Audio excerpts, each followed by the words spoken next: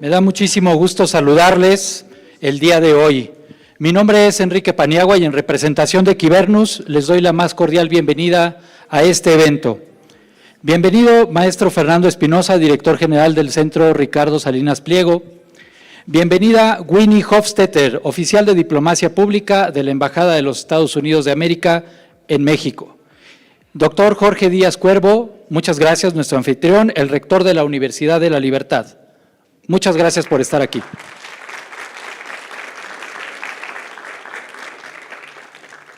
Bienvenidos, yo y Tatiana Charles, fundadora y brandógrafa de LCG Brands, y a José Luis Reyes, director general de Kingala. Muchísimas gracias por estar aquí. Por supuesto, agradecemos la asistencia de todas y todos ustedes, y en especial a nuestros aliados de Estudiantes por la Libertad de México y Latinoamérica que hoy nos acompañan. Muchísimas gracias. Como primer punto, les tenemos preparados algunos contenidos audiovisuales de la Universidad de la Libertad, la Embajada de los Estados Unidos y, por supuesto, de Kybernus. Les invito a verlos.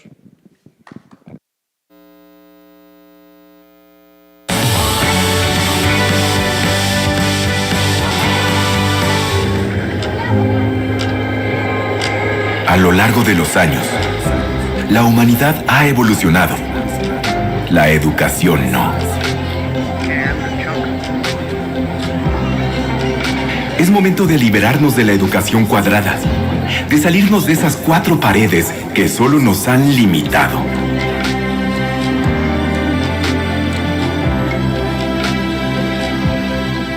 El mundo cambió y nosotros también. Esto es la Universidad de la Libertad. Un espacio que desafía lo tradicional y que llega para revolucionar la educación como la conocíamos. Que impulsa la innovación, la libertad, la responsabilidad y la competencia. Porque el futuro es de los inconformes.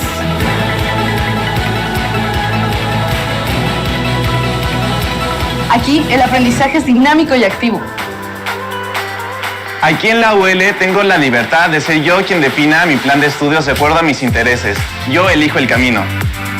Aquí nuestros facilitadores nos dan un trato personalizado para poder explotar nuestro potencial. Aquí en la Universidad de la Libertad trabajamos con un entorno digital en el que tenemos lo mejor del mundo físico y lo mejor del mundo digital. Nuestros mentores son empresarios y ejecutivos exitosos. Este campus está increíble.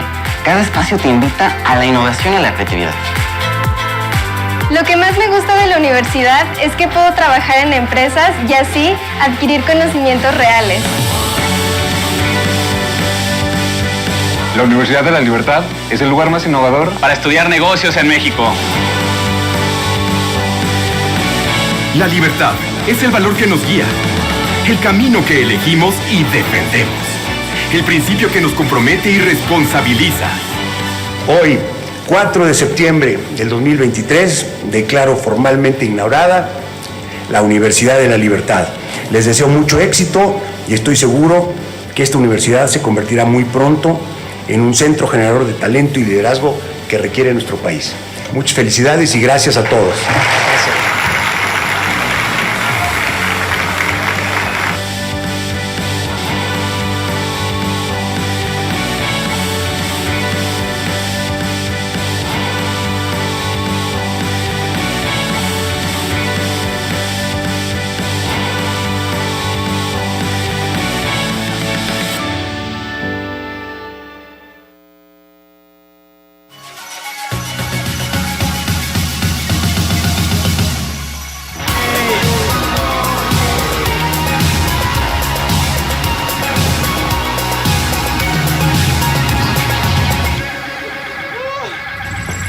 So we've got the wildlife group here today, Young Leaders of America Initiative. We're in San Francisco on our fun day. We're doing Blazing Saddles bike ride around San Francisco.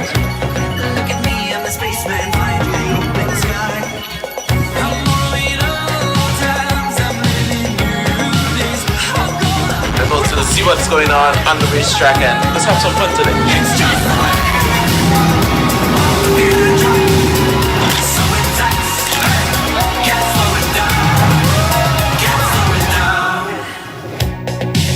from Colombia. I'm from St. Kitts. I'm from Honduras. I'm based in Mexico City. I'm from Brazil. I'm from Chile. I'm from Salvador, Brazil. I'm a proud Bohemian. I am from Concepción. I am from El Salvador. I am from Uruguay. Being in a place like Dinámico, for me, it's amazing. Entrepreneur's life, it's a very lonely path. And just arrived here to the US surrounded by entrepreneurs from all over America. I just had the idea that I'm not alone here. We are all in the same boat. You know, we really believe that the sense of adventure is part of being an entrepreneur. And at Dynamico, we wanted to make sure that the fellows would have an opportunity. It's important to go out and be adventurous and try new things. And I think that's why we value going out for a bike ride. We value going out and spending time with each other, ideating together, learning about each other.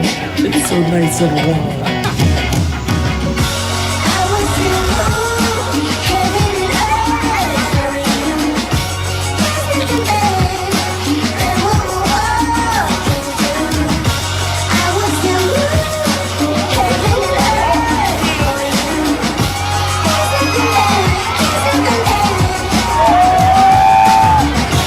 Thank you to San Francisco, thank you for Jaya, Fiel, thank you for Karen, thank you so much. It's been the best experience ever. I am very thankful for Dynamico space. We have a lot of fun, a lot of time to learn. Thank you for making this experience really valuable and unbelievably cool and fun, and we really appreciate it, and this has been out of this world. Thank you. Thank you so much. Thank you very much. Thank you. Thank you. Thank you so much. Thank you. Thank you so much.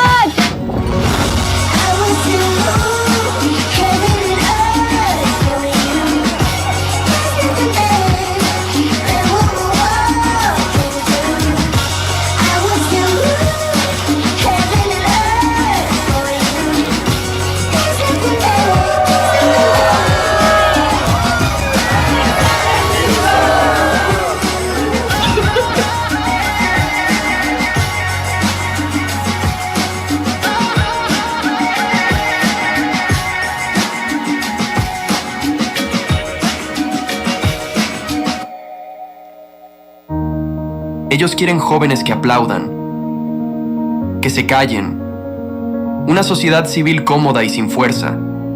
Ellos quieren que acepten el mundo que ellos han creado, que aceptemos las reglas de su juego. Ellos te rechazan a ti por pensar, por imaginar un mundo diferente. Te van a decir que no puedes, te van a decir que estás solo. Sin embargo, tú recibiste un llamado. Esa idea que no te deja dormir pero te pone a soñar. Esa piedra en el zapato que te incomoda pero no te impide caminar. Esa meta que te quita la paz pero te da esperanza. Tomarás acción y su respuesta será más radical. Te intentarán detener, te buscarán intimidar. Pero solo te harán más fuerte. En ese momento en el que sientas que el mundo se te viene encima, te encontrarás con nosotros. Los inconformes. Nosotros tenemos la llave, tenemos el pasaporte a un mundo diferente, extraordinario, un mundo que valora el coraje que te ha alejado de los lugares comunes y el carácter que te ha levantado en los fracasos, un mundo en el que tu hartazgo se convierte en ideas y tus ideas se convierten en acción. Ellos quieren jóvenes que aplaudan, que se callen, pero ese no eres tú. Sigue tu llamado. Tu liderazgo en libertad.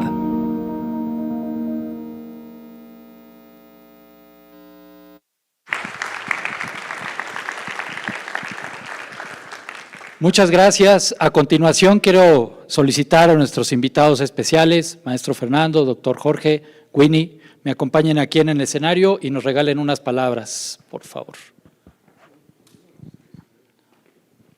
Adelante, por favor.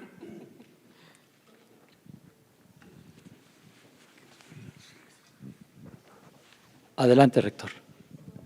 Bueno, pues nos da mucho gusto recibirlas a todas aquí en la Universidad de la Libertad. Un proyecto creado por Ricardo Salinas Pliego que busca a personas inconformes que estén dispuestas y deseosas de cambiar sus entornos para bien y que compartan sobre todo una visión de país y del mundo basada en la libertad, basada en la innovación, en la competencia y todo esto para generar prosperidad incluyente, pero también para reposicionar el papel y el valor del empresario y de la empresa en nuestra sociedad. Bienvenida, Winnie, es un placer tenerte con nosotros. Representante de la Embajada de Estados Unidos, Fernando, director general del Centro Ricardo Salinas Pliego y presidente del Comité Directivo de la Universidad. Bienvenidos, Students for Liberty, Kybernautas, en fin, gracias a todos ustedes por estar aquí con la universidad y que sepan que este es un espacio que también está pensado para que todas las ideas se escuchen, se debatan, se reten, se contrasten. El núcleo de la libertad es eso, este es un espacio abierto a las ideas, abierto a pensar diferente, como condición sine qua non para poder innovar y generar mejores condiciones de vida. Bienvenidos y bienvenidas todas. Muchísimas gracias, rector. Winnie, por favor, muchísimas gracias. Gracias. Hi, everybody. Good afternoon. I am going to speak in English, and I hope that that's all right. I just want to be very clear and perhaps quick. First of all, I wanted to say I hope you enjoyed the video about Why Lie. That is one of our programs that I'll just start off the top mentioning. And it is the Young Leaders of the Americas initiative, and it focuses on entrepreneurship. And we would love to have any and all of you submit applications. I forget when we're recruiting, but watch our social media, and you too can be part of that experience and part of the cohort. So anyway, I really enjoyed the video. I didn't know that was going to be there. But anyway, it is a pleasure to be here at the university. Thank you so much for the warm welcome, and what a beautiful facility. It's really amazing. So I'd like to thank you for the invitation, and of course, Rector, Dr. Diaz, and the General Director of the Ricardo Salinas Pliego Center. And as it turns out, we attended the same university. We just learned that this evening. So Maestro Fernando Espinosa, thank you. I'd like to express my appreciation and the appreciation of the embassy for our new ally here, the Universidad de Libertad, and Kybernus in our efforts to promote entrepreneurship and the development of small and medium enterprises, which we feel in the United States and the U.S. Embassy are the backbone of an economy. And to promote that, to get more people working, to develop their ideas, to support them along their way. This is one of our big goals. And we ask that you consider the embassy in your efforts and how we can support you. We do offer a number of different programs to do that, whether that is the Young Leaders in the Americas Initiative, YLI, AWE, which is the Academy of Women Entrepreneurs, or even other programs that we offer. There are many ways that we support this effort, and we look forward to working with you in those activities. Now with the digital age, right, it's easier than ever to start a business, to reach new markets, and I'd like to thank very much Jody Tatiana Charles for being with us during Global Entrepreneurship Week, which we are celebrating here at the university. So it's a wonderful time to be an entrepreneur and learn more about technology as an equalizer and a catalyst to achieve your business goals. So with that, I'd like to thank everybody for attending. And again, look to us at the embassy to support and to further your goals for economic entrepreneurship development. Thank you very much. Muchas gracias, Winnie. Gracias, Winnie. Gracias. Bienvenida, Winnie. Muchas gracias. Gracias.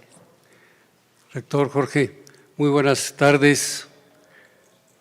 Tatiana, welcome. José Luis, un gusto tenerlos aquí, bienvenidos, un honor tenerlos. Compartirles brevemente, el Centro Ricardo Salinas Pliego, como la Universidad de la Libertad, lo que buscamos son promover ideas e impulsar programas que busquen fortalecer la libertad, la economía de mercado, la competencia, el Estado de Derecho, en fin, nosotros buscamos tener una visión de país en que cada una de las personas puedan desplegar su talento y construirse un futuro. Nosotros no creemos en utopías, nosotros no creemos en colectivismos, nosotros creemos en la fuerza y el impulso de los individuos. En el caso de la cultura del emprendimiento, nosotros creemos que es uno de los espacios donde se ve de manera más clara la potencia, la fuerza del talento personal.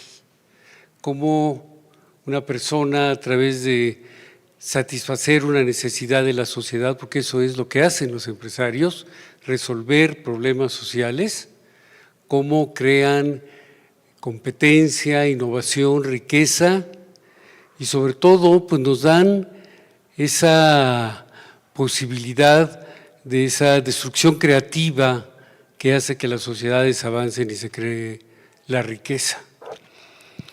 Por otro lado, también para nosotros es muy importante trabajar con aliados que comparten nuestra visión, porque a través de estas alianzas podemos amplificar el mensaje que queremos hacerle llegar a la juventud.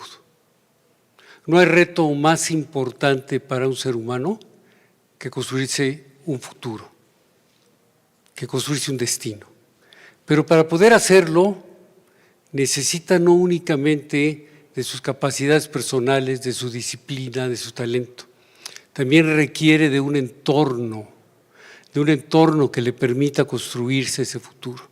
Y ese entorno requiere forzosamente libertad, requiere forzosamente Estado de Derecho y competencia.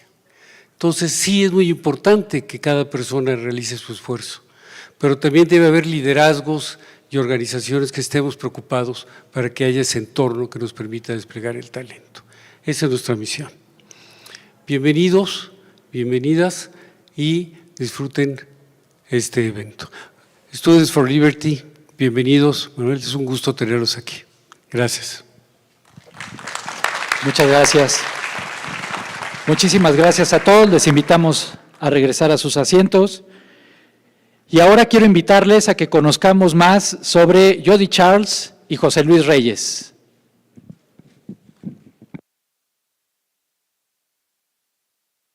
Emprendedor, Wailay Alumnus 2016. Mexicano fundador de Sloan y de Kingala. Ganador del primer lugar de la competencia de pitch del programa Wailay Jóvenes Líderes de las Américas, iniciativa de Barack Obama, en 2016. Primer y único latinoamericano en ganar el Diamond Award en Mass Challenge USA, la competencia de emprendedores más grande del mundo. Ganador del Premio Estatal de la Juventud 2017, otorgado por el Gobierno del Estado de Jalisco. Reconocido por Grupo Milenio como Personaje del Año y nombrado el Retailer Social por la revista Expansión. Autor del libro Empresa Utópica, el negocio de dejar un mundo mejor. Bienvenido.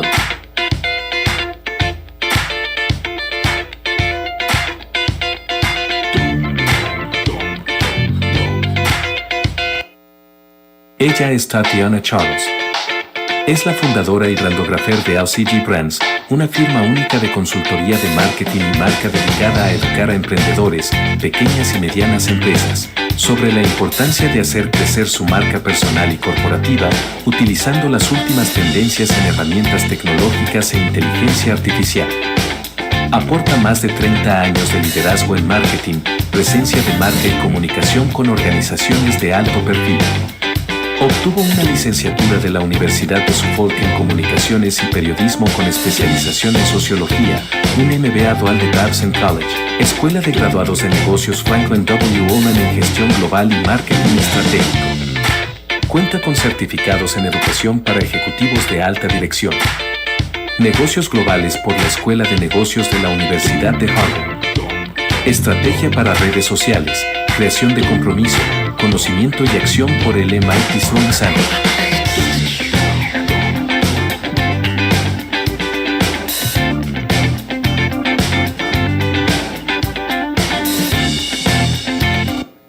Muy bien, bienvenidos. Adelante, Jody, José Luis. Les invitamos a iniciar el diálogo sobre el futuro del marketing. Adelante. Muchas gracias. Can I put the phone here? Yeah. Let's get together. Hello, everyone. Yeah. Hello, everyone. Thank you very much. I'm very happy, really happy to be here. And welcome to Mexico, my dearest friend, Jody. How do you feel about Mexico? You've been here for 3 days now? 3 days. This is my third time in Mexico, first time in Mexico City, so I'm very happy to be here. So I've met a lot of people, so I'm very excited. So I can't wait for this interactive conversation. Yeah, so I mean, we are supposed to talk about the future, about, like marketing, but I decided to talk about past, present, and future. But I want to start with present, if you agree. Okay. So talking about present, I know that in your regular life, in your daily life, something really important for you is people, So I found a quote that is actually all over around you that says, surround yourself with people who empower you to become better. So I was obviously restalking you on social media and on your website. And I saw pictures with Richard Branson, with Gary Vee, with Oprah Winfrey, Jon Stewart. So my first question to start this is, what does this quote mean in terms of personal development and also in building a personal brand? Yeah, so I have to say it started with my family. I surround myself with my family every single day. There's so many times that people are so focused on the work that they forget about where they came from. I'm first generation, born in America to Haitian parents. I had to learn how to speak English at the age of 8, and I had a very difficult time. At the age of 35, I learned I was dyslexic, which I knew I was. I knew there was something different about me, but I learned when I was 35 that I was dyslexic. Everything about me is literally about the growth because of the people that I surround myself with. So it started with my family, always believing in me, no matter how weird, how bizarre, how silly I was, no matter how I started my entire life late in regards of, they thought, my father was like, we're gonna be taking care of that one forever. Because there was no clear path of what I was going to do. I was a late bloomer, but they believed in me. They knew that I was going to do something and something good to great. As I got older, people always put people on pedestals, or right now, influencers. I was just never into that. I was into just surrounding myself with normal people that are around me every single day, because normal people in your neighborhood that are in your lives are doing great things and they're not getting the credit for it. And so for me, it was all about surround yourself with good people, surround yourself with great people, and don't just put the people that you're seeing on social media or Instagram or even on TV at that level, because when I sat down with Oprah, which was like hilarious, I worked 3 years, when everyone said it's impossible to get her on your show, for 3 years I worked really hard because I cannot stand when people tell me I can't do something. It drives me nuts, and I have to prove them wrong. In 3 years, I got Oprah sitting there with her and her 2 dogs. She's just like us. She had a tougher life than us, and she still prevailed. And so I'd rather be of the school of being normal, surrounding myself with the best of the best. One of my favorite people that I enjoy watching, no exaggeration, trash collectors. Every single time the trash collector comes around, the person knows, the guys know how to keep safe. They know antiques before us. We throw away antiques. They know exactly how to find them, repair them, sell them. They have a really good income, and they're going to retire a lot better and a lot faster than a lot of us. Surround yourself with people that are smart, savvy, good, and sometimes the ones that are invisible are the ones that you really want to be around.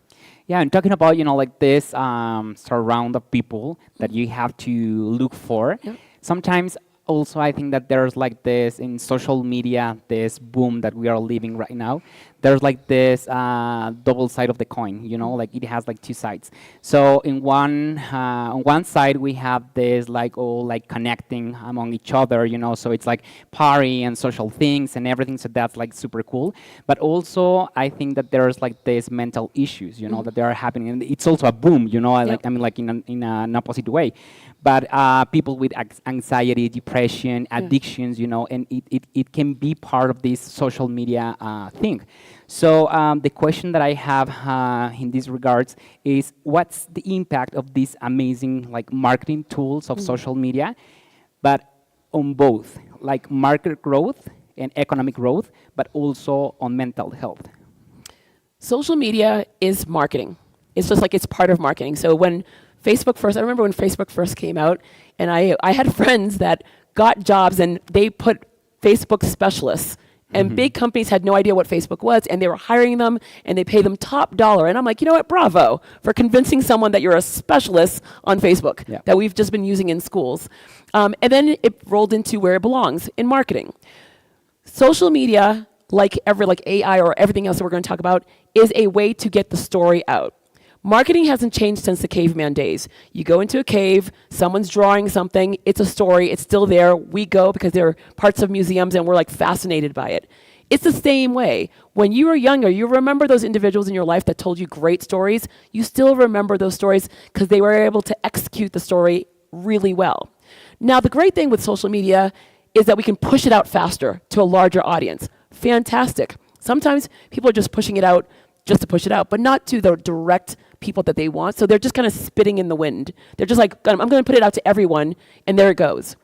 Individuals that don't have direction, individuals don't have great mentors, individuals that don't have great home lives or great school lives, they need some form of attachment. And social media became that attachment. And then they can create their own world, make pretend worlds. Same individuals that are in video games, you can create your own world on a video game. So now they have this platform, and they have total strangers loving them, but in 2 seconds, those total strangers will dislike them. It is unfortunate because once you're locked in, it's very hard to get out of it until someone in your life says, okay, turn it off. My interns, I have interns from all over the world. I choose to have interns from all over the world because marketing is marketing, but the different perspectives from different worlds makes it that much more interesting for my company to grow. But the first thing first is they can't be on social media. It's weird, huh? We're a marketing company. You can't be on social media because you can create content, and it could be strong content, but you can't live off of other people's words. And for us, I go, it just causes so much angst because we play the game of I want to be like everybody else, and I focus on you being yourself, being that individual, standing out. Whether it's in a small community or whether it's on a larger scale, you have to stand out on your own 2 feet because at the end of the day, it's going to really come true to people when we start peeling back the onion and we start seeing that you are a little bit of nothing because you were only following other people. And that's not going to help anyone. It's definitely not going to help you. Yeah, and I mean, like, what do you think about this, that we live on likes or maybe measuring every time, like sharing, posting, you know, like, I mean, we are basing our happiness somehow on social media. Until you turn it off. When you turn it off and you realize there's a whole world out there, you're like, oh, pulling yourself away from it is very difficult. So I don't watch TV. I don't own a TV set. And I cut TV out of my life probably 15 years ago. My interns were like, why do you pay for TV? I'm like, what do you mean? Everyone has a TV. Because I worked in the media, so I always had a TV. And they're like, yeah, you don't have to pay for that. If you want to watch a movie, just stream it, but you don't have to own a TV. So during the summer, when all the shows are off, I got rid of the TV, and it was just like, whew. It was like literally like it's withdrawal, like coffee. You know, you want to get coffee out of your life, and then you get the headaches, and then you're like feeling dehydrated, and your mouth is like dry. You know the feeling. But then after you get past a week or two, you're like, I don't need the coffee back in my life. I don't need the TV back in my life. You do the same thing with social media. Anything that you're withdrawing from your life, it's painful. Really painful at the beginning, but once you get it out of your life, it's gone, and you can find other things to do. I grew up in a Haitian household. I go, you guys from Mexican households, I'm sure when you were little, if you told your parents, I'm bored, I don't have anything to do, well, I'll find something for you to do. Okay? Same thing in my house. I can find something to do. During the pandemic, literally March 2020, I was here in Mexico. I was 48 hours short of being here for 2 years. I got on the plane and I landed and I was home, and everyone's like, are you okay? I go, I'm a Haitian kid. I was born for this. This was great. So I go, pull yourself away from social media for 1 day, and then 2 days, and then 3 days. And before you know it, you don't need it as much as you think. Use it to market your business, absolutely. But your social life, use it as a platform for 2 reasons. Number 1, documentation. It's fun when you get the memories. It is absolutely fun. For the older people in your life that no longer travel, if you travel around the world, this is their vehicle to see the world through you. So if you're going to use social media, use it in a smart way and like show the world and tell stories for other people to enjoy. But if you're just doing it to like boost your ego, it's going to come back and bite you in the tush sooner than later. And what happens when we are talking about business? So social media, but in business, but it also causes anxiety somehow if you don't get a like, or if you don't get like a share. I don't think you're using it the right way if you're just posting just to get a like for your business. I mean, because you should be focusing on working.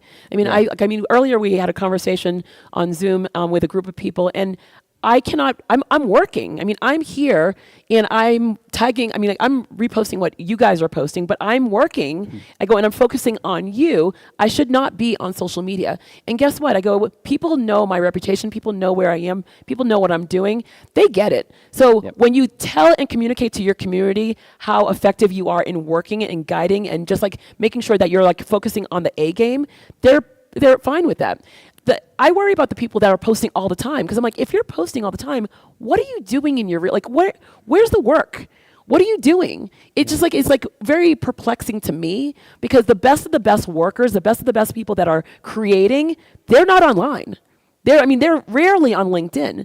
I go, sometimes I have to tell them, I'm like, you kind of, you have to post something. Yeah. I mean, once a week is totally fine, but every day, all day, I mean, honestly, I don't know where you have the time, because I don't have the time for that. Yeah. So we're talking about present, but I'm gonna move a little bit to the past. So and it's about the same, like about metrics. I mean, like if you post something, then we as business owners or as marketers, we have to measure everything. So I mean, like I want to hear from you. How does the metric area work right now, but also before with traditional marketing, TV, radio, I don't know, these kind of different channels, but they didn't have like this specific metrics, like maybe like immediately, like immediate metrics. So how is the present compared to the past? Because you, as a former reporter, you know that perfectly. So what do you see like in this like gap in difference with the present and the past? So in years past, so for radio, so I was a radio producer for 6 years, a television producer for 4 years. In radio, we used to actually send the card. It's like, so this book would go out, it would be mailed to your house, and there was $1 stuck to it. Which was the funniest thing. A nice crisp $1 was sent to all these houses in different areas, and we would ask you, can you rate the station? Like, what stations do you like? So there was no rhyme or reason of whatever stations you would like you just mark what host of the program you like, you mark what you like, what you don't like, what kind of genre, country, hip hop, whatever's. And then the books would come out after, the books would go out in January, and then by March, we'd have like probably about 60% of them would come back. And it worked. It was shocking how it worked. We would now know who had the highest ratings for the radio, and then the sales team would use that information and go out and sell ads at a high price. Yeah. For TV, the Nielsen report. Nielsen reports would be Nielsen families. A little box would be attached to your TV set, and it would monitor everything that you would watch. So then certain families were Nielsen families, and then everything they watched would dictate what we were like gravitating towards. So the shows that got canceled, the Nielsen families either didn't get a box, or people didn't get a box, or the Nielsen families didn't watch it, and then there were ones that had high ratings. That was basically the way it was done, and it worked because the second the numbers came out, the sales team ran with it and got the highest ratings, the highest marks for commercials, etc.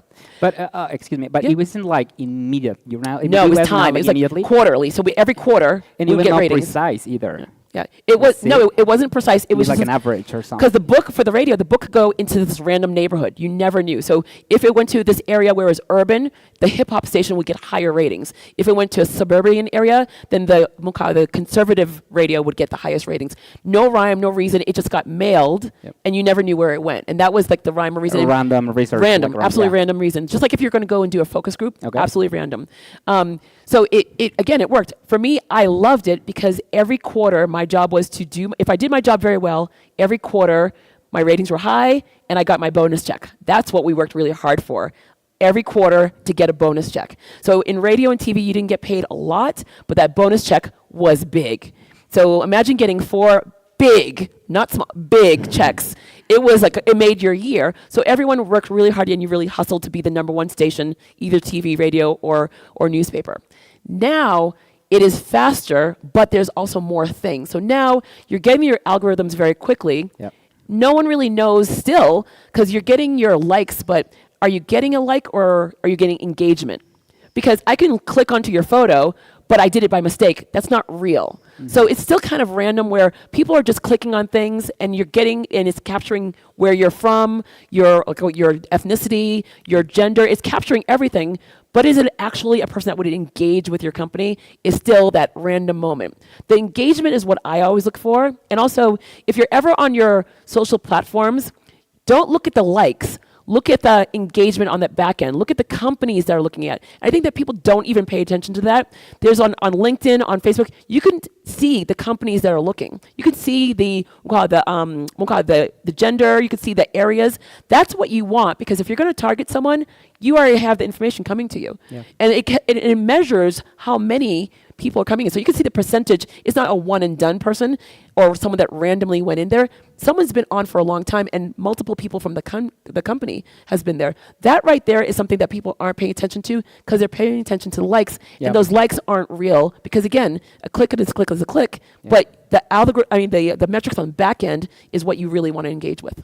And what's your perspective on this traditional marketing, radio, TV, what's happening? Like, I'm talking about past, and present, a little bit future. So what's happening?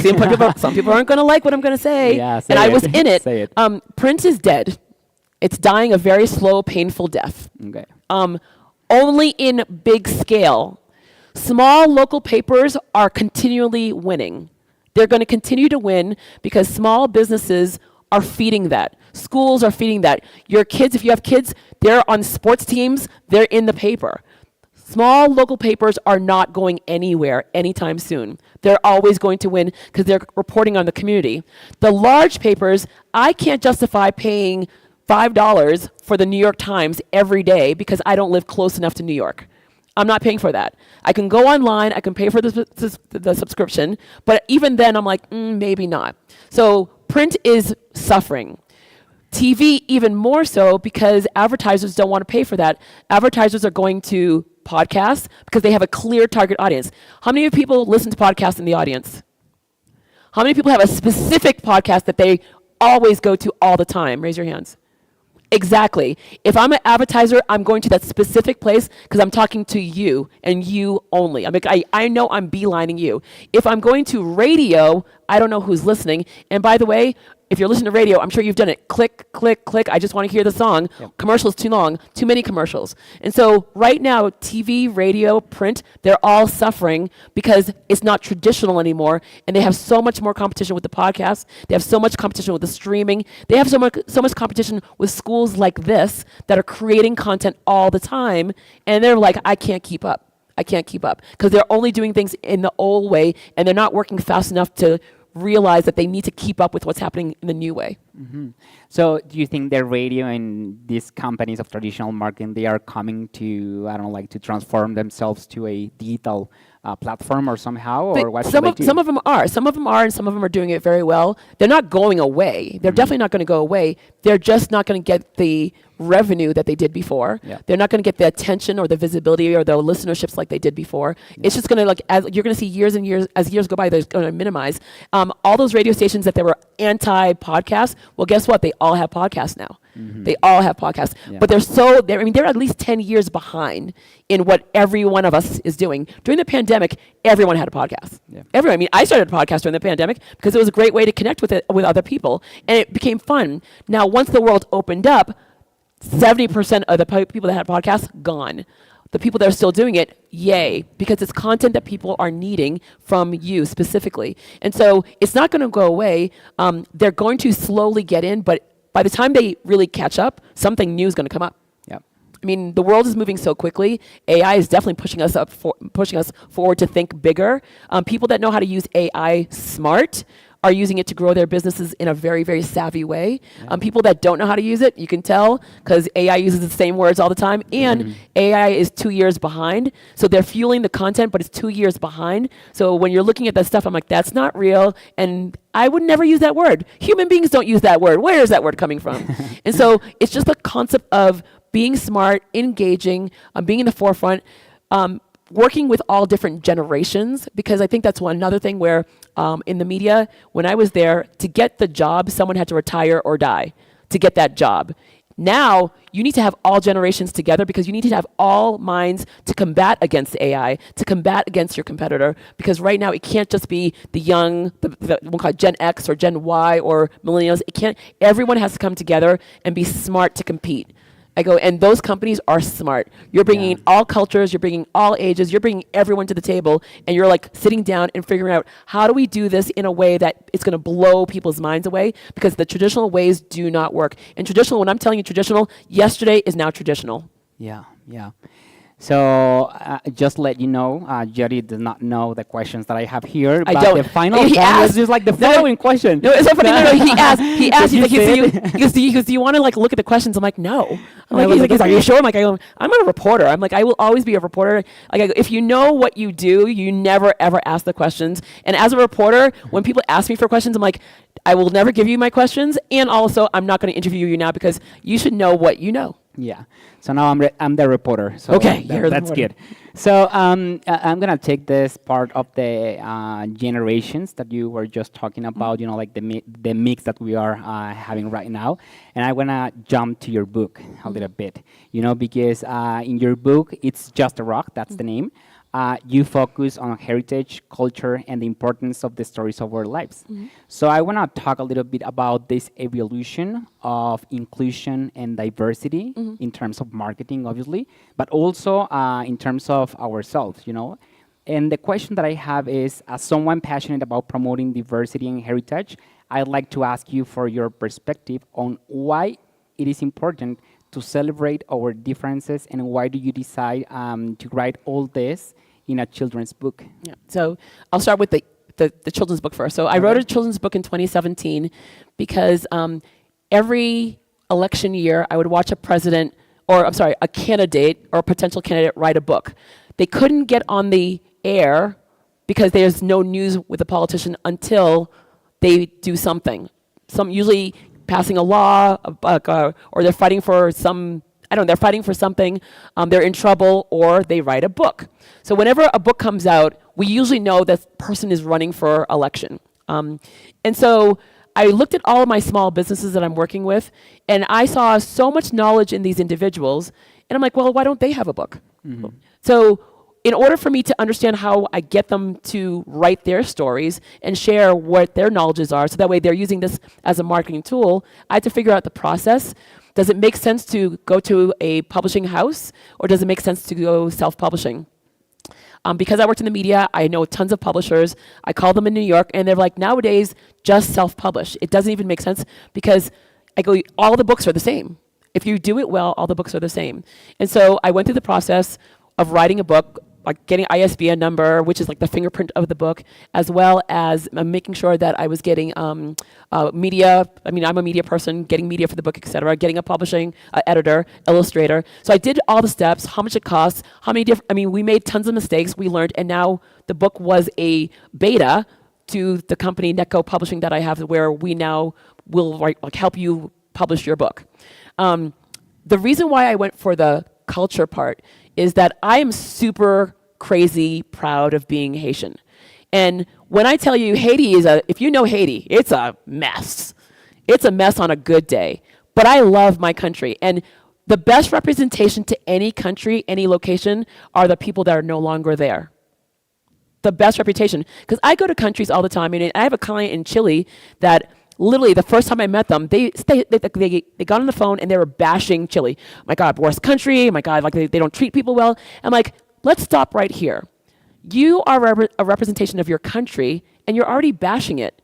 Like, why would you destroy that? I don't know anything about your country, and you just gone on the line and you're like attacking it. That's not a good thing. We are the best representations of not only our families, ourselves, but we are representations of our country. So I represent 3 places. I represent Haiti first, the West Indies, the islands, and then I represent America. Every single time I walk out the door, I hold 3 countries over on my shoulders. Yep. It behooves me to be proud of what I am, talk about where I'm from, talk about and teach where I'm from, and make sure that people are understanding that what you see is because of where I'm from. and all the people that came from before me. When I'm watching my clients and they're talking, when I'm mentoring, when I'm a judge, I want to see all of you. Not just what you're pitching me, I want to see all of you because it makes you stand out. It makes you special because there's 10 zillion people that are doing the same product or service as you are. You need the edge, and the edge is you. The edge is like a family story. The edge is like a pain point that you saw, that you discovered in your community. That is what I want to see. Then that's what makes you stand out. That book was literally the opening door of reminding people that you need to stand out. I live in a predominantly white community, and everyone's like, is it weird for you to live in a predominantly white community? I'm like, no, because I don't just see my community, I hear my community, and I hear all the accents. There's so many accents in my community. Your skin may be white, but your culture and your knowledge of the world is 100% different. And whenever I walk into any neighborhood, whenever I go into any country, I usually go for a run. I'm a runner. I usually go for a run and I see how the neighborhood wakes up. I see how everyone interacts with one another. I see how people really take pride in who they are. And that's what I want everyone to remember. You came from a family. You came from a group. You came from the society. Why would you hide that?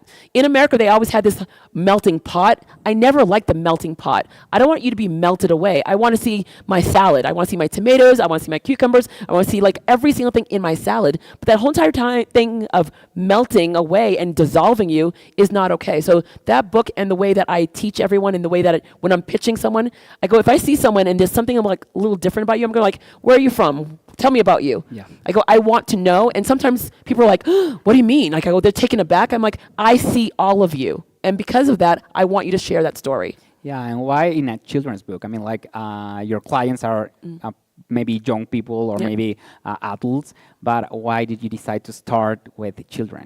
Children's book is like low-hanging fruit because who buys the children's books? Mom and dad. Who reads the books over and over and over again? Mom and dad to the children. Children will sit there and ask for the book over and over again. I go, and then they remember it and they remember the lessons. I remember Beauty and the Beast in French. So that was the first book that I was ever read, and my father read it to me over and over and over again. I love the story so much because not only is like I go the whole entire the princess, and we all love our little princesses and the beast, but it's more so is like see beyond the beast.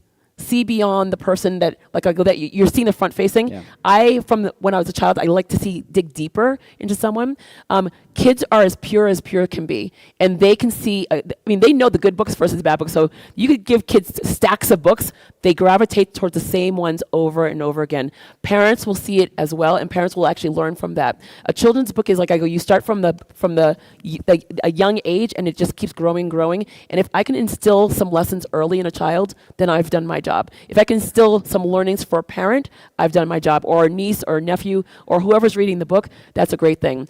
Everyone has a children's book in them. Mm-hmm. Everyone has something that they've learned, whether it's in work or in play or in their life. You have a children's book. It's the best way to get the story out because it's re-teaching you, because a children's book is not as easy as you think. I had to do so much research and development because I had the 3 different cultures. I had an Iranian, a Haitian, an Italian with red hair in the book. Yeah. I had to research them because you can't lie in a children's book. You can make fantasies, but you really have to do your due diligence. I sat down with Iranian families. I sat down with Italian families that are from a region where they only have red hair. I sat down and I tasted the food. I did my homework. Is the book horizontal or vertical? There's so much that went into it, so it wasn't as easy as just like writing the book. My illustrator, Diana, I had to like really find the right person that like really could get into my head and create. I would give her the words, and she would literally create the things where like this is exactly how I visualized it. So writing, there's a book, and then there's a children's book. I feel that children's book was more challenging. Really? Yeah. Wow. So now I want to move a little bit to the future, but connecting that to the book. So I think the future is gonna be more like in a visual way. So I call it like visual marketing. So to start a little bit talking about this, what's coming. What do you think about this visual marketing? I mean, people are not like, they don't like anymore like to read or to have a long text as before, in newspaper. So what do you think about visuals and this trend that everything is happening with visuals like this? All right, so visual has always been around. So when I was younger, teachers were always like, she doesn't understand the language. She's not like really doing very well in school. She's not very smart. Like that's the first thing they always say. Like when someone doesn't understand, they're not very smart. And my cousin said, you're extremely smart. You just need a different way to learn. So he gave me a camera and said, and back in the day, rolls of film. He gave me 12 rolls and he goes, take a picture and tell me what you see, what you are hearing. Just tell me what you're visualizing. And for me, I can walk into a room and I do a 360 everywhere I go. I can't help it. I see things that most people don't see. If you're inviting me into your home on Monday and then you invite me on Wednesday, I know what you moved. I can see things, and it's my superpower. Visuals are phenomenal because you don't have to speak the language to engage. The emotion comes out. So you go to a museum, you're looking at a painting, and it could be 5 different people from 5 different countries, and everyone has a different emotion to the picture that's on the wall. That video had only music, it didn't have words. It had a couple of words, but pretty much visuals, it evoked emotions.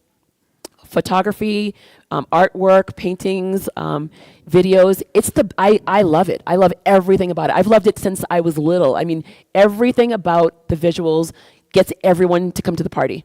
Yeah. Everyone comes to the party. There's no struggling of, I can't understand the words, I'm translating it incorrectly. It tells the story so clear and so crisp that everyone could be at the party. And so it's not something that's new. I love it in the marketing world. They're like, oh, it's new. It's not new. It's not new. Not at all. It's just like more attention is being brought to it. Yeah. And so I think that not only is it finally getting the attention that it deserves, but more people are able to use it and understand it in a better way. And more people can actually create. Most people are hiring interns or hiring kids that were creating videos during the pandemic because they were really good at it. And they're the ones that are behind the cameras right now because they were able to create on their own terms, and now they just have bigger toys to do it with. So, but do you think that that's even more difficult? And I think it's tough to no. to have the specific, the visual image, the right one, instead of putting a lot of words on the report or whatever. I think the videos and the visuals will always win. I'm a judge for so many different businesses when they're doing their pitch decks. And when I'm looking at a pitch deck and I'm seeing all words, I'm like, what are you doing? Stop, you saw my next question. I did! So, yeah. What did you do? Okay, so yeah. Oh my God, this is something surprising. Okay. All right, I'm gonna stop. Okay. Stop, because right. I know the answer is gonna go through that. So I want to go a little bit to my book. Okay. Because I don't know if you know this, but you are on my book. You are in my book, within the text. Book. Yeah. So it's in Spanish. I can't understand. I know it's in Spanish. I didn't read the book because it's in Spanish. I don't know. So I'm going to talk a little bit about the book. So in my book, Utopian Company, I mention you on page 336, and I wrote about the moment when I showed you the first pitch. The first pitch deck of my company, Estratega, my secondhand clothing. It was for the Mass Challenge competition. You saw it, and you simply said 4 words. My eyes are bleeding. I was It's not even an exaggeration. It's not even an exaggeration. It was for real. So now you can continue your story. No, I don't even know where I left the competitions. But I have a question about this. Why is it important to focus on every visual, every visual detail in marketing? Because I remember when I showed you that pitch deck, you were just like, no. And then I had a lot of pictures, because I wanted to show a lot of things of my company. And then you told me choose one picture per slide. And maybe that can be obvious now, but at that moment for me it was that makes sense. So we were talking about visual marketing. Now we are talking about the importance of have a good presentation. Talking about you were and are a judge in international competitions. So what do you think about this context, of your eyes bleeding with my pitch? All right. So if you're a entrepreneur and you're going to pitch around the world, you never want to walk in the room and see me in it. Just want you to know that right now. You never want to walk in the room. People have literally panicked, literally have destroyed their pitches because they just saw me, and then they blamed me because well, Jody's in the room, and I go in, there's pressure. I'm like, it's not pressure. I always say that I and they always say, like, your questions are very hard. My questions are the lowest hanging fruit questions because you didn't say it during your pitch. You didn't say it. So if you didn't say it, I'm going to ask it. So that's number one. Your pitch deck has to be focusing on what your business is, but you're the keeper of the knowledge. You're the educator. You're the only one in that room that should be bringing us the attention. And that means if I'm reading it, why are you in the room? So your deck should just be visually stimulating to support your words, but I should not be reading over your shoulder for 10 minutes. It's painful for all of us because you've made the word so small, I can't see it. So when I'm looking at pictures, it's just the same. There's tons of pictures. He's talking. I can't sneeze with my eyes open. It's impossible. Try it. You can't sneeze with your eyes open. It hurts. So when I'm looking at him, I'm talking and he's talking, and there's tons of visuals, it's just the same thing as tons of words. Bring it down, condense it, make it crisp. I look, I go back to you. You're the keeper of the knowledge. You're the keeper of all the information that I'm going to learn that day. I may judge for you, I may judge against you, but I'm going to learn something new today. And that's super important. And if you're not, like if you're Googling how to do a pitch deck and you're just doing like what Steve Jobs did 20, 30, 40 years ago, that's not going to help you and your business. So take the time, learn how to do a pitch deck properly. Less is better. Less is better, and make sure that you know what you're saying, what's coming out of your mouth. Because again, someone like me, low-hanging fruit questions, I'm going to ask something that you didn't expect. I always tell people, always have a list of the 10 questions that they would never ask, because guaranteed I'm in the room or someone is in the room that's smarter than me, they're going to ask those questions. And thank you, I won first place, international, $100,000. Yeah, so that US dollars. I mean, I won the prize, and we both won the award and recognition. I mean, my goal is whenever I'm working with someone, you need to win.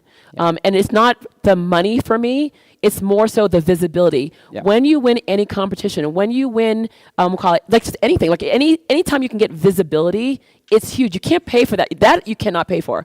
That kind of marketing you cannot pay for because other people are promoting you. That's what you want. Yeah. You could promote, you could be on social media, you could do everything you want to, but it's the limited group of people that always watch you. But if you're able to get awards, if you're able to do judging competitions, if you're able to travel, that's when you get the visibility and let other people market you. It's like the whole entire concept. If you're dating someone, the second you guys get together, we'll call it, you don't tell your group that you're dating, you let the other one tell the group that you're dating. And then you kind of like it. Because now it's a whole new audience of knowing that you guys are in a relationship. Yeah, and I remember also that you were just like really, really, I don't know what's tough. The adjective. Yeah, tough with me. I'm sure he wants to use other words, but he can't. Tough, yeah, tough. That's a good one. With me, but also like very strict in a way of myself, you know, like it's not only about the company, it's also about the entrepreneur or the leader that is leading that project or that company. But how is this relationship between that person and the pitch or the TV commercial or the spot? So what's the relationship between both? Between the leader and the actual product? Yeah. How many people in this audience are business owners? It's a lot of business owners. How many people are supervisors in their companies? Yeah. As a leader, you're in the boat by yourself. It's a lonely place to be the leader because you have to make a lot of decisions that you know you have to make, but not a lot of people like. As an entrepreneur, same thing. You have to make a lot of decisions that you have to make, but people don't like. It's very difficult to be that person that mind, body, and soul healthy and get that company to like grow in a whole different way. To be able to create the mission and then create the story to support the mission, it's hard. Yep. Most companies don't believe in marketing. Most companies believe, hey, we have the best product out there. It's going to do well by itself. Not realizing you as a leader should know better. You as a leader should know that it won't do, the boat's not going to go unless without the motor or the oar. It needs leadership, but it needs a team to market that story, to get that story out there. And it starts with the leader. The amounts of times that I see founders, and they're like founders or supervisors, they're never out. They never go out. They never They're never anywhere. I'm like, well, how does your company grow if you're not out? Well, my team is out. That's great, but what about you? You have to be out. They need to see the leadership telling the story, because no one knows it as well as you. No one has the pain point. No one literally can sit there and say the vision. The team could get the boat moving, but the leadership is the one that has to get it out there. So all those commercials, all the videos, anything that's out there, it has to start from what's the vision of the leaders to make sure that the team and the target audience will see it, hear it, understand it, and then they become your salesperson. Yeah. Your team is your sales team.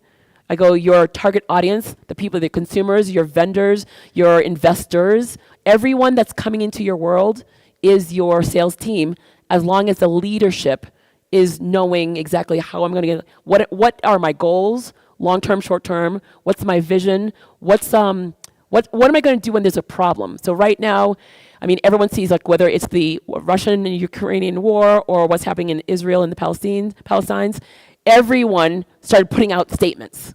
Everyone started putting statements. And I felt that was so disingenuous, only because did you really want to put out a statement?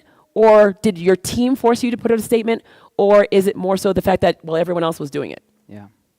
I think that was one of the biggest red flags for me, because when George Floyd during the pandemic, don't do it just because everyone else is doing it. And when pressure is on that people are mad that you didn't do it, just own it and say why. Because the Harvard University professor, she did it later. She took time. She did it later.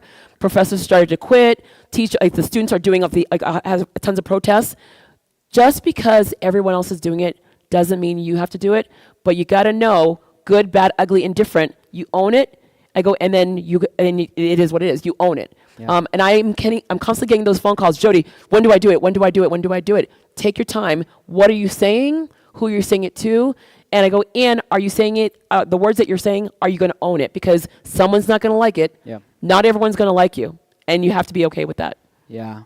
And now talking about the future, right now we all hear this trendy topics of artificial intelligence, virtual reality, blockchain, augmented reality. So all these terms, as you just said, that maybe they've been there for a long time, but right 15 now, years. but right now, all of these things have been out for 15 years. And right now, I think it's like a trend, that we are all using it, that we all want to learn from it. So, however, you always talk about the person, the person, and these tools and these future tools and present tools, they are just tools for that person. So what's your insights about this future of marketing, but also taking care of the person? Someone asked me yesterday, how often are you on AI? And I said, not that often. I'm not on it that often. I know how to use it, and I know how to use it extremely well because I have to teach it. So you have to know what you're dealing with that's out there. When something's new, be the first one to get in there and learn all about it, and then just walk away, knowing I know how to use it. I just don't need to. When something new is coming out, I'm always the first one. I mean, I'm a judge and mentor at Techstars. Techstars is like by far the best place to be when you want to learn about any technology, because they're always, every entrepreneur around the world, they're just like, new things are coming out. So to be a mentor in that space is fantastic, because I'm constantly learning what's out there. AI for me is a toy. It's not even a tool anymore. It's just a toy. I'm bored. I go into my refrigerator. What's in my refrigerator? I plug it in, and I have a menu for the week. It's super fun. My mom is a chef, and she gets so mad when I'm like, hey, Mom, so what would you put in lasagna?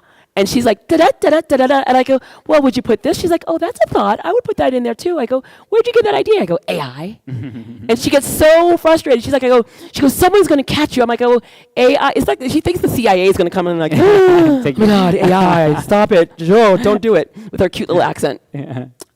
Every single thing that comes out, I would literally find ways to put either alerts or be part of an organization that technology is always coming up. So that way you're right there. If you're a business owner, you want to be in the forefront of all these different things because it helps you. It's an asset. I always say put Google alerts on your industry. So if you're going to a meeting and you're already set for the meeting, you have your pitch, but if you could inject something that's happening in the news right now as you walk into the door, you're 10% smarter than everyone in the room. And that's all it takes to be 10% smarter than the person in the room. Put Google Alerts on yourself, put Google Alerts on your industry, boom. AI, not AI, Google Alerts, whatever it is, whatever tool that you can get your hands on, use it so you can get the upper hand. All of these things are your own personal assistants. Small company, 10, micro, 1, large company, literally use these things to your benefit. Don't be afraid of them and don't forget about them. And don't just assume like, I don't have time for this. Because when you say, I don't have time for this, your competitor is right there and they do have time for it. Yeah. So also we have time for some questions for the audience. Yeah. So I don't know if someone I love that part. Want to ask something. I know you do. Yeah, we have a question there. So I don't know if we have mics. We do have mics. Okay. Yeah, thank you.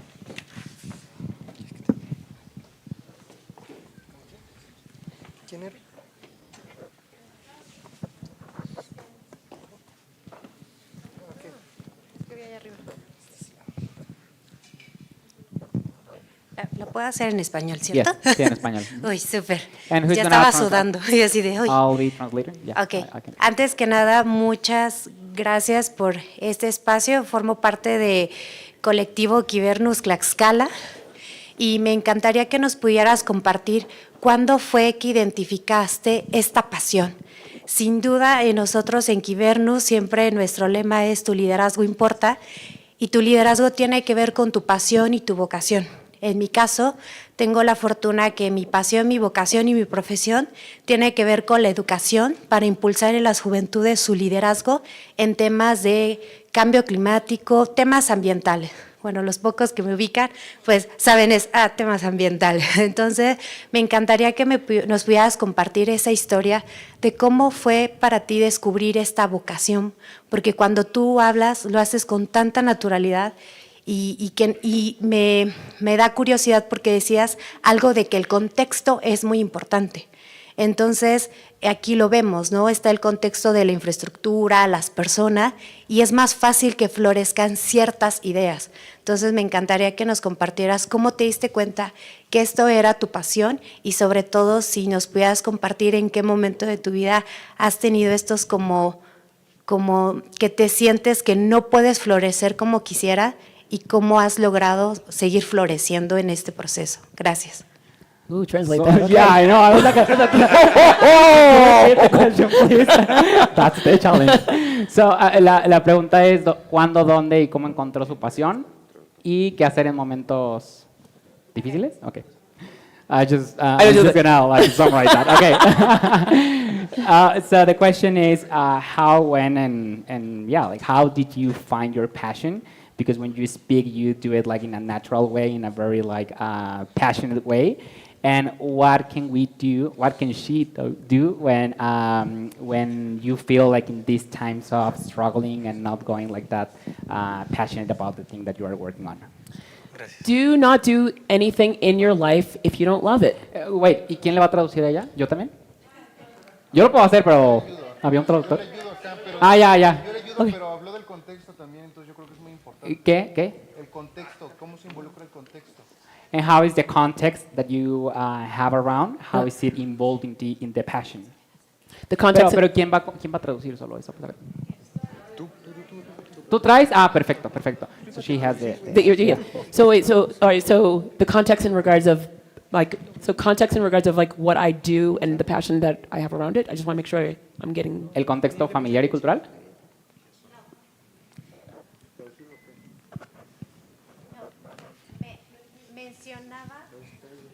Okay. Can I get that too? Yeah. Score. This is so much fun.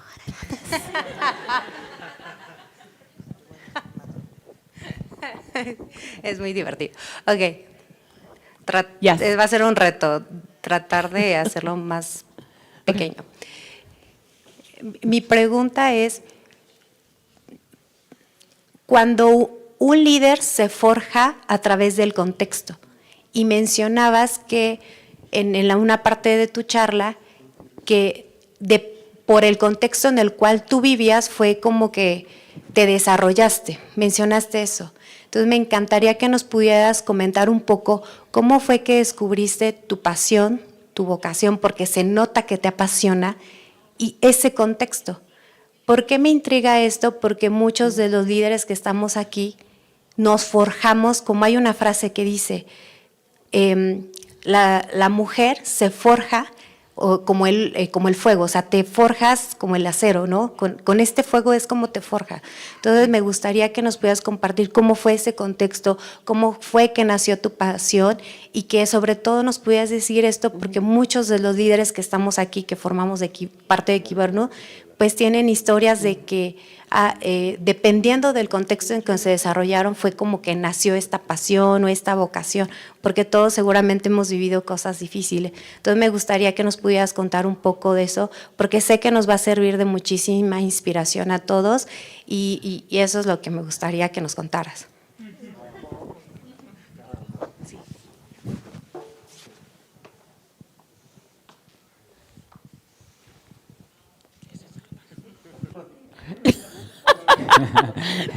Okay, so questions have to be a little bit shorter, so we can get a lot of questions in.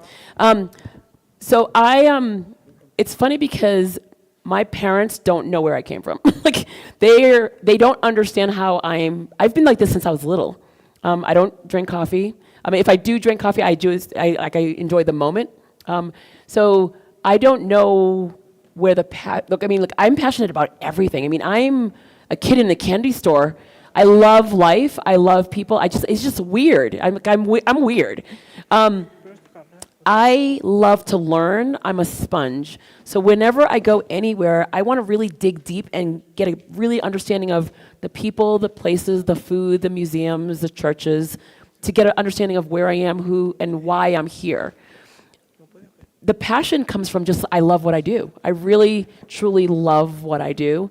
I've worked for companies I don't like. I mean, there's places I'm not going to mention, there's one place I've worked that I 100% did not like working there because they weren't good to the people. They weren't good to the clients, they weren't good to the team, they just weren't good to the people, and that bothered me. Everywhere else that I've ever worked, all the people I surround myself with, they're really great people, and I'm juiced up by this passion for life. I really wish I had a better answer. I really wish there was a book that I could recommend, but the only thing I can tell you is you gotta surround yourself with great people that support you, that believe in you. You have to find something that you love, not love doing, that people can hear it in your voice. I mean, does anyone have any thoughts that I don't like what I do? Yeah, I could see the head shake. I mean, I really enjoy what I do because I'm able to get out there and I'm able to teach. I get to learn what I'm doing very well. I get to convert it so that way it's simplistic, not dumbing it down, educating you without tricking you. And then I just get to travel around the world and tell you. I mean, I basically am acquiring knowledge from all over the planet and bringing it to wherever I go.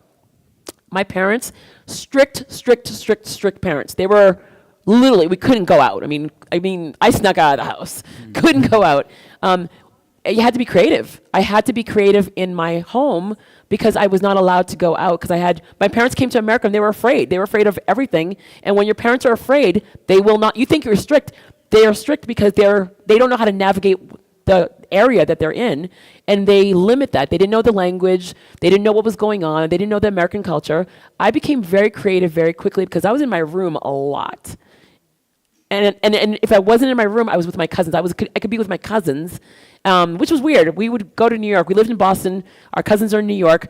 We weren't ever allowed to go outside in Boston, but in New York, they're like, all right, we'll see you on Sunday. I'm like, it's New York. What do you mean? Mm-hmm. So I would just say, just continue to find ways to bolster the love of what you're doing, create that fire in you. And I go, and that's all, I mean, honestly, that's all I can say. Yeah. Cool.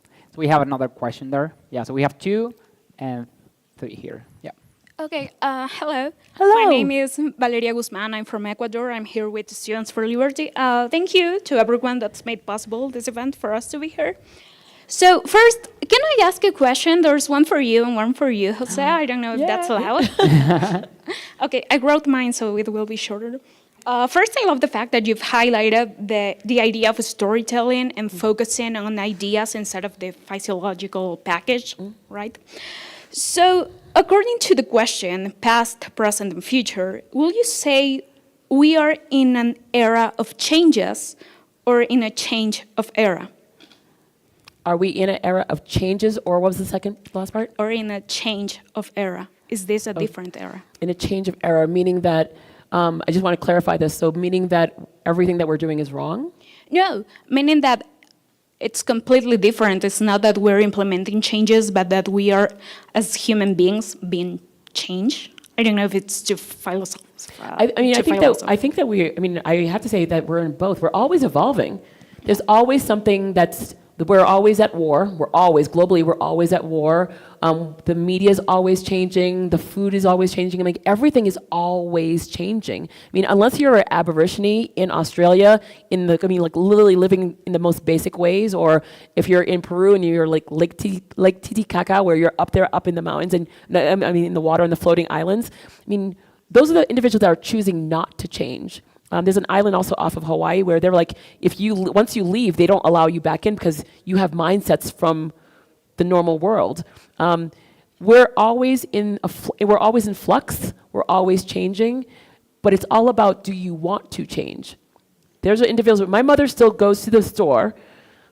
Bless her heart. She writes checks, and I'm like, for the love of God, what are you doing?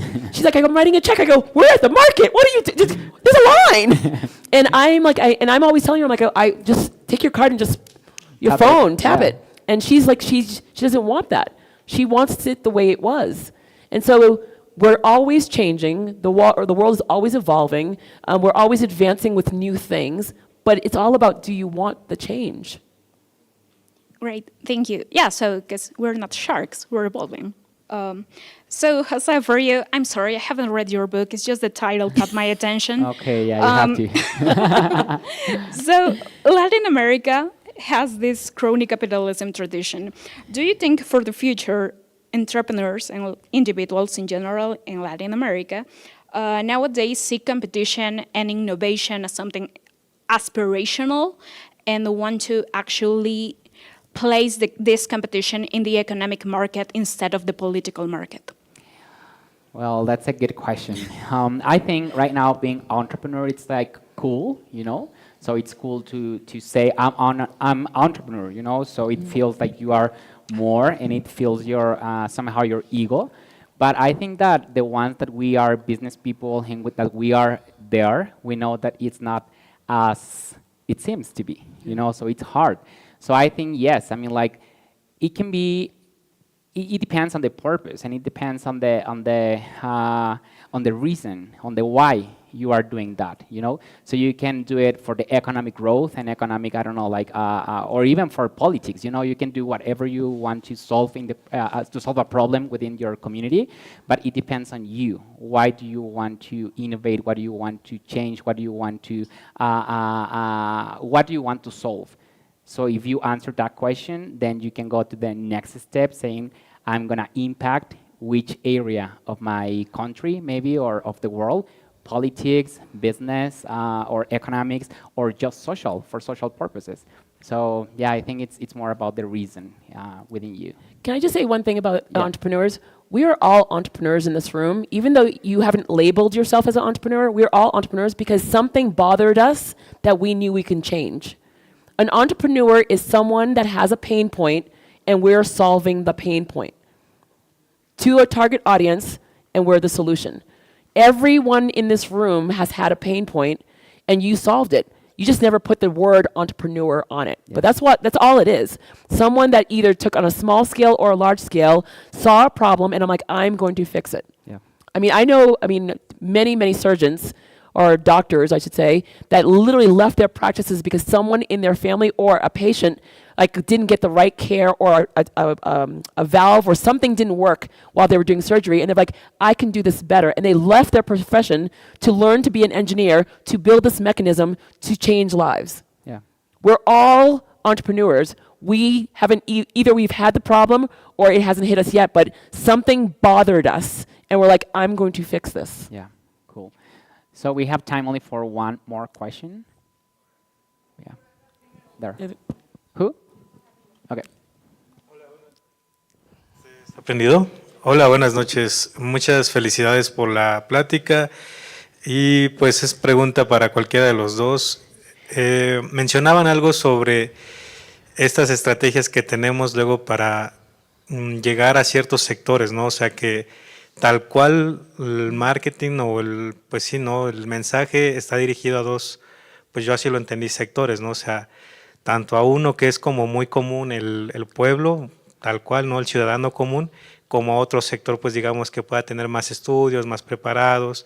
¿Cómo puedo hacer o qué estrategia puedo seguir yo para atraer tanto a un público como a otro? Un ejemplo de esto, pues es a veces, no sé, ¿no? O sea, en alguna reunión pues, de negocios, en alguna reunión, pues digamos, de cualquier asunto, uno suele, pues digamos, presentarse o querer tener cierta, pues, valía con un cierto sector, pero con el otro queda mal. No sé si me da a entender.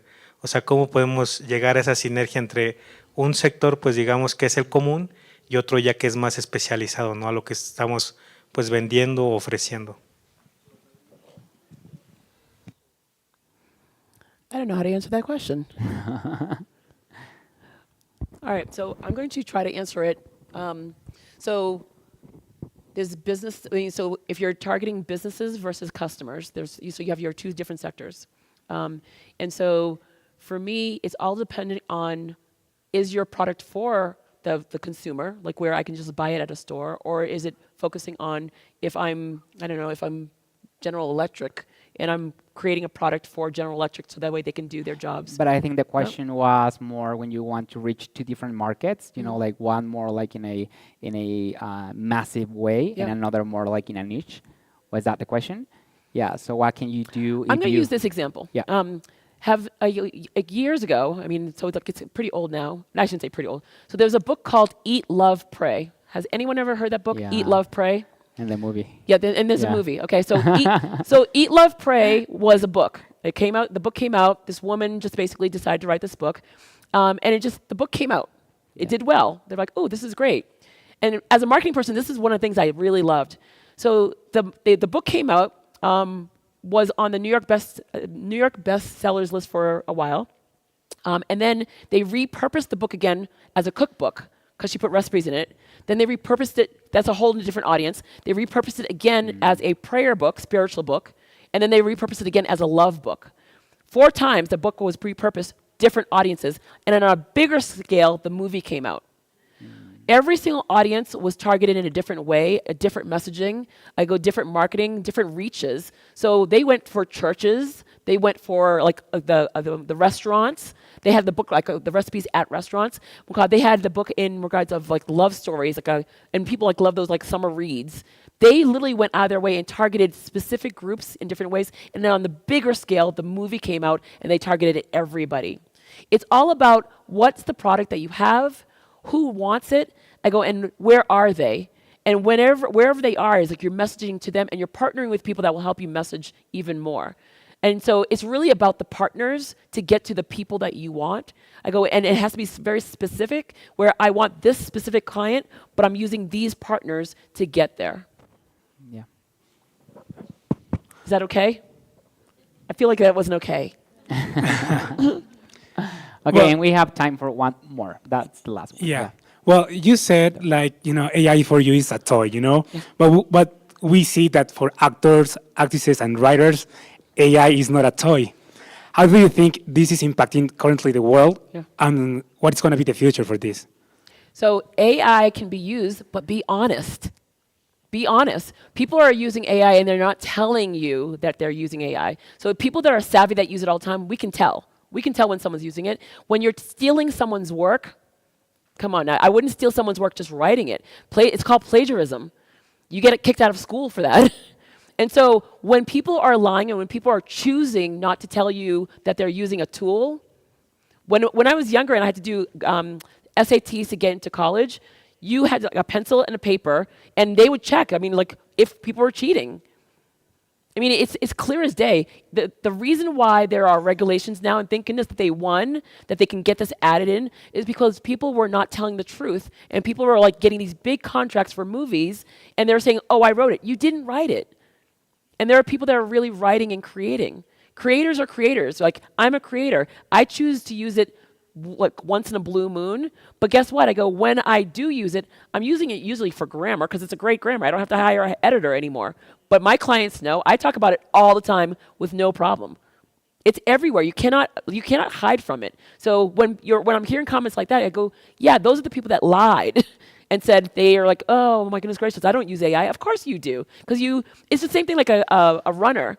I go, as a runner, I was a sprinter in high school and college. I converted myself as a long distance runner. I run marathons now. I go, and I'm a slow runner, but I complete marathons every single time. But guess what? If I ran faster, someone would know she's taking something. She's 100% taking something if I started running a little bit faster. We're all adults here. We're too old to lie. It's just so much work, and you will get caught. Because social media or someone out there will catch you. So I worked in the media without social media, without any computers, and I was able to find things on people. And everyone's like, how? I go, because I was determined. I was determined to find out if you were going to lie. I was determined if you were doing a great job. I was determined to put on a great story to get my quarterly bonus. Yeah, so we are on time, but I would like to hear from you, like your final words for this Mexican audience that we got together to listen to you. So just final words, I don't know, an invitation, a reflection, an action, whatever you want to share with us. I would say, this is my biggest one, which, I mean, I grew up with this. Whether you have big dollars or small dollars, find a way to leave your neighborhood. Find a way to travel outside of where you are and learn something new to enhance who you are. Because staying in the box doesn't help you. It doesn't help you, doesn't help anyone. Find a way, even if it's just like, you know what, I can only afford to go to the next town, go to the next town, sit at a cafe, see how the town wakes up, do an overnight something. Save up those dollars and literally travel even further, like one step further and then further and further, go to another country.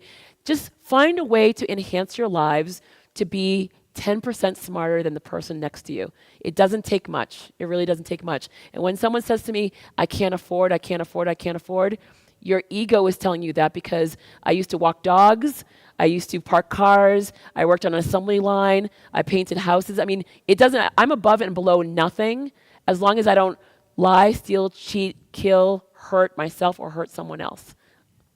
So in order to learn, to be better, to stand out, I push myself, I challenge myself.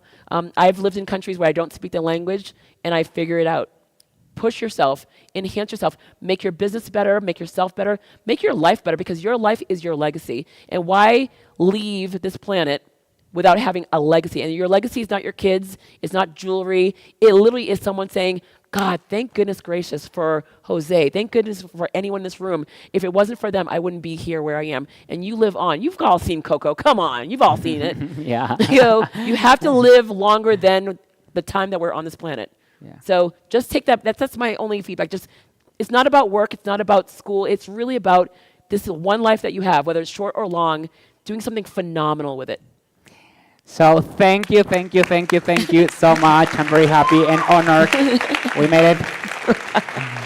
Thank you very much. Thank you very much, Jody. Gracias, José Luis. Muchas gracias. Pues bueno, pues con eso concluimos esta edición de Inter+Action, en la que hablamos sobre el futuro del marketing, su innovación e impacto, y les queremos agradecer, de verdad, muchísimas gracias. Thank you very much for being here. Y queremos invitarles, por supuesto a ustedes también, a que nos acompañen a una actividad en la cual continuaremos con Inter+Action, un cóctel que está esperándonos aquí en la Cafetería del Río, donde podremos dialogar, continuar platicando sobre el marketing, platicando sobre la Semana Global del Emprendimiento y seguir hablando de ideas y de buenas experiencias. Muchas gracias nuevamente. Muchísimas Felicidades. gracias. Muchas gracias.